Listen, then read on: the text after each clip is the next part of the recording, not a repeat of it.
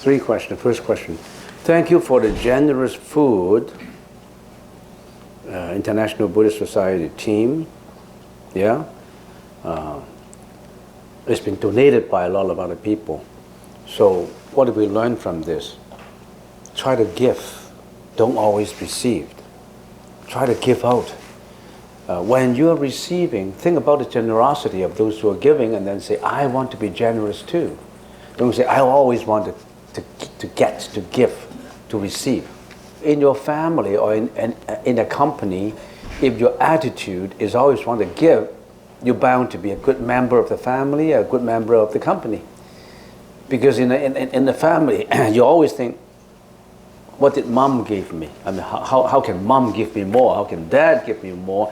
Oh, I have two brothers and one sister. Look, my dad gave the good rooms to my sister. I don't like it. I hate it.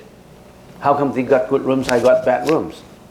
You're always trying to satisfy the ego that you want to achieve.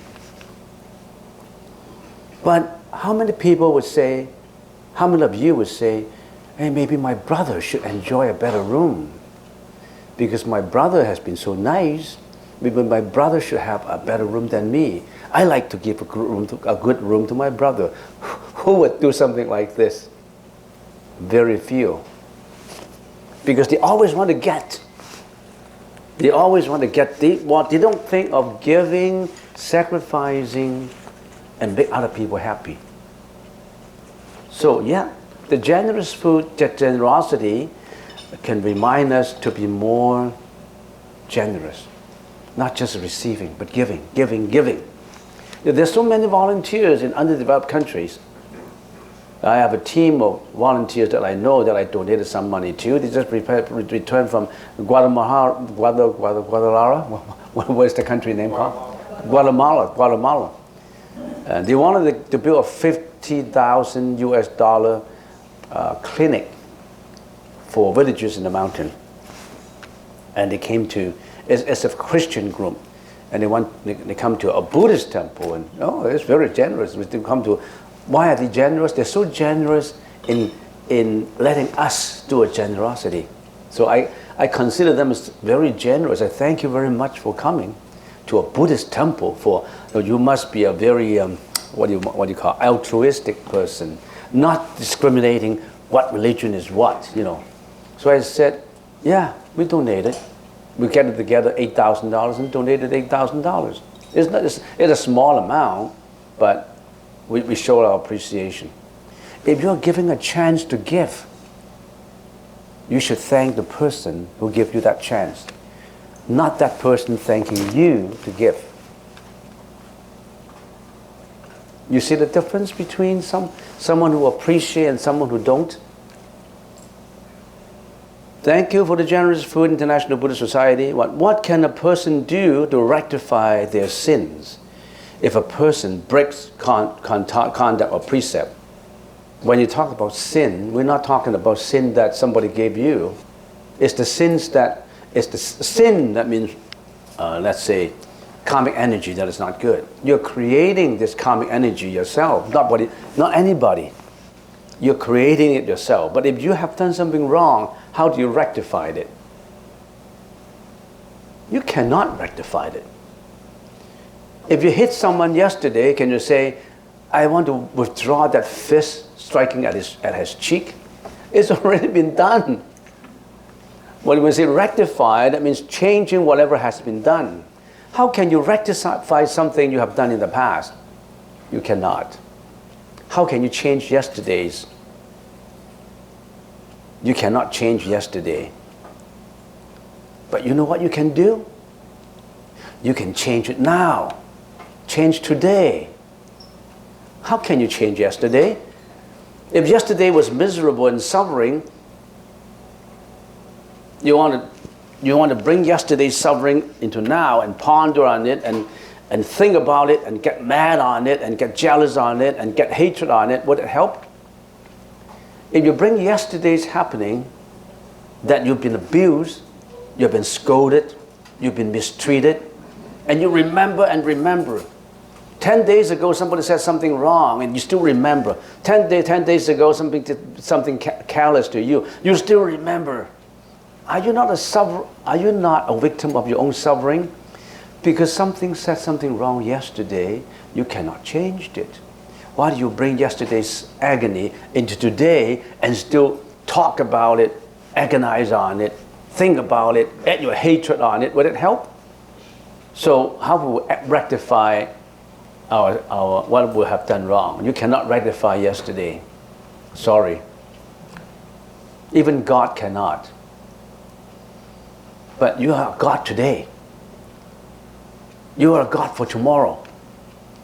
You can change your behavior today. You can change your attitude today. You can do better today. Take a first step. So don't think about changing yesterday. You'll be a good person. Now, there are certain things that you can do if you really have done something wrong yesterday. First of all, you make your determination not to commit the same error again. Secondly, you don't remorse on it and negatively emotionalize on it. It's just like when you kick a hurdle in your trip, you stumble and you fall. You don't cry lying on the road. You pick up your knapsack, brush off your dust. When you're healed, and you go on. You carry on. You just carry on and on and on. Don't cry on a hurdle. You changed it. You want to be a better person. You want to change your behavior. And if you have sinned someone, if you have hurt someone, you apologize. You seek repentance. You want to acknowledge that you are wrong. It's a hero to acknowledge your mistake, not a coward. But it's difficult to be a hero, you know. It's difficult. What do? You seek repentance, you say you're sorry. If that person is already gone, maybe you will be saying that in front of a Bodhisattva or Buddha, I have done something wrong to that person, now he passed away, and I would like, if he still exists, I would like to say sorry. And maybe I should make up for it by doing 10 good deeds, and I want to dedicate these 10 good deeds to that person that I have agonized, I have done wrong.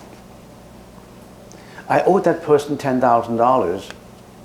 He was desperate. He said, you borrowed $10,000 from me, and now I'm in difficulty, and I need some money. I just ignored him. I said, I didn't sign a contract with you.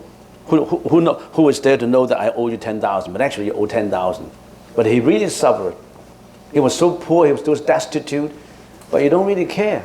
Now that person passed away, and he said, oh, he passed away, now I want to repay him. I have there's nowhere to be found. I can't find the person. What do?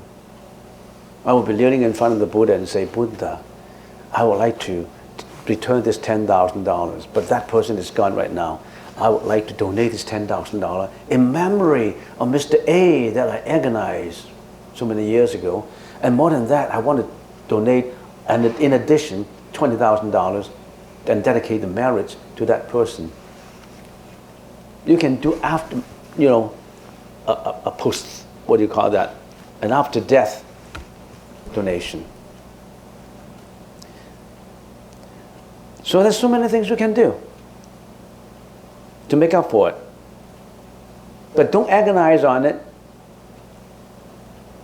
Positively do something to indicate your willingness to make up for it. Second question, how can we purify our sins? I've said it. You can purify it yourself, not Buddha. Buddha cannot purify it for you. You think about the logical argument for that. If Buddha can purify everything for you, if he's a real Buddha, he would have done it for you without you asking, because he has supernatural power, right? If Buddha claimed himself to be all compassionate, he would automatically purify all your sin. But he cannot. You yourself have to do it. Nobody can write the examination for you and get an A. The teacher cannot. You have to do it. I'm still looking for that book, you know. I've been looking for that book for 50 years. How to pass the examination without studying hard. I've been looking for that book for 50 years, and I'm still in search of it. I was giving a lecture in the University of Technology and Science last month, and I said something similar, and all the students laughed. I said, I'm still looking for that book, How to Pass the Examination Without Studying Hard. I don't know how to find it. And then there was a student who raised their hand, and he said, I know where to find it. Where? In your heart. Oh, I said, yeah, that's consciousness. Right in your mind. You'll find how to pass the examination without studying hard. Right in your mind. Because in your mind, you know there's no such thing. There's no such book. Next question. Is it okay to dance? Why not? But it's all in your mind. If you dance with a sensuous feeling, with a feeling of, I don't know, self, ego, aggrandizement and ego exaggeration, you just want to perform so that people would admire your dancing technique, would say that you are number one in your competition or whatever. You just want an ego inflation. You want the worshiping. You want people praise you. The dancing itself is not dirty, but your mind is. But if you dance with a partner that you're sensuously looking for you're seeking in something that you think is between a relationship between a husband, between a man and a woman, then the dance itself is pure, but your mind is not. So it's not in the dance, it's in your mind. But how many people dance with a pure mind? How many competitors in public dancing in what do you call that in competition? But that's a name for the British what do you call that woman, even in Olympic ballroom dancing, something like that, in the ballroom dancing. Actually I'm going to I'm not going to a ballroom dancing, but I am going to a location where I would be sharing 50% of the ballroom with ballroom dancers. I'll be going to Thailand to release about 15 or 12 buffaloes with 40 people in Hong Kong. And the organizer of this charity, releasing buffaloes, would let us and the ballroom dancers share the same room, share the same big hall. And these dancers were from Britain. And I don't know what that place called, Blackpool. Blackpool. These are Blackpool competitors. Well, they were internationally famous. And they would do performances, and they have an annual gathering in there. And then the organizer said, Mr. Samchai said, well, we will arrange you and your members to see the dancing. I said, no, I'm sorry. Because a monk is not supposed to see a Blackpool dancer dancing, not like that. So, is it okay to dance? Yes, it is okay. Ballroom, hip-hop. Well, I don't know how you can hip-hop. If we're hip-hop, we broke all our bones these days. Is it okay to sing and still be wholesome? Is it okay to sing and still be wholesome? Singing itself it's wholesome, but if your mind is not wholesome, then it becomes unwholesome. It's all in the mind. However, it all depends on the lyrics. Some hip-hops contain the four-letter word lyrics, Have you heard of that song? I heard about that song. So it's in the lyrics, it's in the content of the song, and not in the singing. Next question. Venerable, can you explain the significance of the little Buddha in the gracious hall, as they are all lit up and have names on them? These are donors who donated money to the temple, and in memory of the donors, their names are written underneath the lotus seat of the Buddha. And this will be permanent tablets telling all the other people that these people are generous and they donate to support the temple. The fact that we have a temple does not come without a cost. It's so many people so generously supported us. So whenever you're enjoying facilities in here, always think, who provided these? I really appreciate people who provided this. Venerable, what happened to all the plaques of explanation by the statues? They're no longer there. So you want to be the judge? You got to put those names back there. I don't know what you mean. Well, they're no longer there. There must be a reason. You mean plaques to explain what the Buddha is? You know, that kind? Because we are lack of volunteers who update those words, because those words have been weathered by the sun and by the rain and by the snow, and we can't catch up with the work. So can you be a volunteer and spend about, say, as much time as necessary to do something about it? Not just that, we have so many things that we are behind. We haven't dug up all the weeds, and we need a lot of people, not to say, we have so many things that you are behind, we are behind. But people here, they just want to enjoy the garden. They don't know how much work has been put in the garden. There's this rhododendron, azalea, this maples, and all. They should be in the right place. How come you put the maple in there and not in here? How come you still have this withered branches in there? They should be clean. How come you don't fertilize it? How come you don't water it? Also, why was the Dharma Wheel destroyed? It was beautiful. Because we need your help to put it back. It was rusted. And people say, how come your Dharma Wheel was rusted? And then it was all covered with weeds.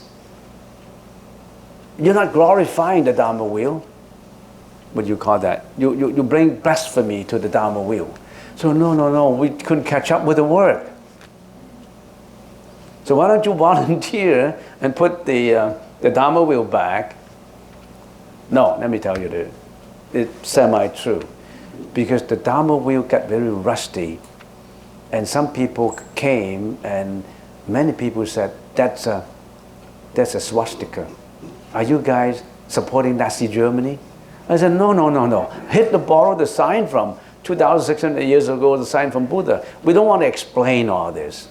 Plus, all the weeds have been covering it up, and we didn't have time to catch up with unweeding.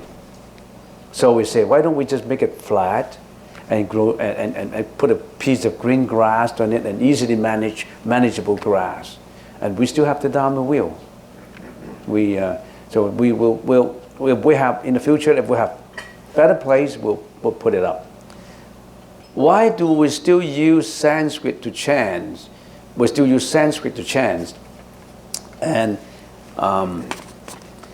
we use Sanskrit to chant because Sanskrit, when we are chanting it, is translated sound. In other words, if it is Namo Avalokitesvara Buddhasattva, Namo Guan Cheng, it's a translated sound from the original Sanskrit into the Chinese language. It's a translated one. And in some of the mantras, in doing the translation, we didn't translate the meaning. We just transcribed the sound out. Like Namo Ratnatarayaya, Namo Haladanadalayaya. We only translate the phonetics. And sometimes the translation may not be 100% accurate. So in the ancient days, many years ago, people don't study Sanskrit that much. But recently, in the last 100 years, many people have started to study the original language, which is Sanskrit. So they say, if we chant it in a translated sound, a Chinese sound, why don't we maintain the original sound? So that tendency has been like that for a number of years, and we translated. So we chant in Sanskrit, and we still use Sanskrit because we want to use the original. Most of the sutras were translated in meaning, and sometimes when we compare to the Sanskrit, the translation was pretty accurate, maybe within a range of 80 to 100% right translation. They've been very careful in the translation over the generations. But in mantra or dharani, those keywords, they didn't translate it. They just used the sound. For example, mani padme hum. That's a Sanskrit sound. If you translate the meaning, it is the mother of all sound. We purify our mind like a lotus, and we have to purify our senses. And if we purify our senses, we'll get to enlightenment. That's the meaning. But we didn't translate the meaning. We just say mani padme hum, because somehow there's a mystic in sound. And sound is just like if we can use an analogy, it's like your phone, for example. There's a certain frequency, and that frequency, imagine that frequency can be, the original frequency can be decoded into certain languages. But the decoding, although it works, sometimes it's not accurate. That's the reason why when you receive messages, when you receive phone, it's not 100% clear. But if you use the original frequency, actual frequency, then it's clearer. So that's the reason why they use this, they maintain the Sanskrit original and chant it with the Sanskrit sound. All right?